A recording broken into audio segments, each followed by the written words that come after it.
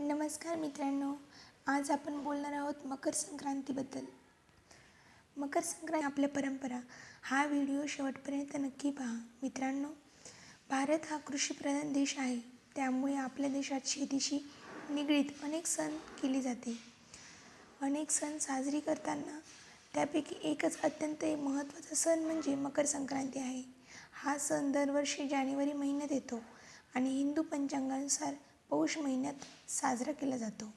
मकर संक्रांती हा सौर पद्धतीवर आधारित सण आहे. या दिवशी सूर्य मकर राशीत प्रवेश करत असतो आणि याच दिवसापासून सूर्य उत्तर दिशेला सरकायला सुरुवात करतो, ज्याला आपण उत्तरायण म्हणतो. म्हणूनच हा दिवस खूप शुभ मानला जातो. साधारणपणे मकर संक्रांती 14 जानेवारीला येते. यावर्षी मकर संक्रांती 14 जानेवारीला आली आहे. या काळात शेतात नवीन पीक येते, त्यामुळे स्त्रिया धान्याचे वाण एकमेकींना देतात.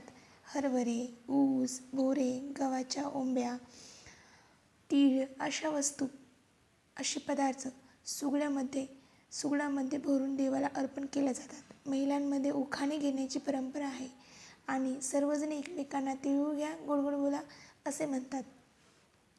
महाराष्ट्रात मकर संक्रांतीला साध्या शब्दांत संक्रांत असेही म्हणतात. संक्रांत या शब्दाचा अर्थ बदल किंवा संक्रमण असा होतो. म्हणजेच नकारात्मकतेपासून सकारात्मकतेकडे जाण्याचा हा सण आहे. मकर संक्रांती भारताच्या वेगवेगळ्या भागांत वेगवेगळ्या नावांनी साजरी केली जाते. आसाममध्ये माघ बिहू, पंजाबमध्ये माघी, तामिळनाडूमध्ये पोंगल, गुजरातमध्ये उत्तरायण, बिहारमध्ये दही चुरा, तर आंध्र प्रदेश आणि तेलंगणामध्ये संक्रांती म्हणून हा सण मोठ्या उत्साहात साजरा केला जातो. मित्रांनो, मकर संक्रांती हा फक्त धार्मिकच नाही तर सामाजिक सण देखील आहे. पतंग उडवणे, शेकोटी पेटवणे, मेळे, गाणी, नृत्य आणि एकमेकांसोबत वेळ घालवणे यामुळे हा सण खास बनतो. अनेक ठिकाणी लोक पवित्र नद्यांमध्ये स्नान करून सूर्यदेवाचे आभार मानले जाते. एकूणच मकर संक्रांती हा नवीन सुरुवात, समाधान, आनंद आणि सकारात्मकता ऊर्जेचा सण आहे. जर तुम्हाला हा व्हिडिओ आवडला असेल तर लाईक करा, चॅनलला सबस्क्राईब करा आणि हा व्हिडिओ तुमच्या मित्रांसोबत शेअर करा.